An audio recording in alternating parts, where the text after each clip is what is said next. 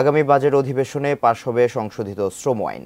আজ সচিবালয়ে এই তথ্য জানিয়েছেন শ্রম প্রতিমন্ত্রী মোহাম্মদ নজরুল ইসলাম চৌধুরী। এ সময় তিনি জানান, মহান মে দিবস উপলক্ষে আগামীকাল দিনব্যাপী বিভিন্ন কর্মসূচি নিয়েছে শ্রম ও কর্মসংস্থান মন্ত্রণালয়। সকাল 11টায় বঙ্গবন্ধু আন্তর্জাতিক সম্মেলন কেন্দ্রে আলোচনা সভায় প্রধান অতিথি থাকবেন প্রধানমন্ত্রী শেখ হাসিনা।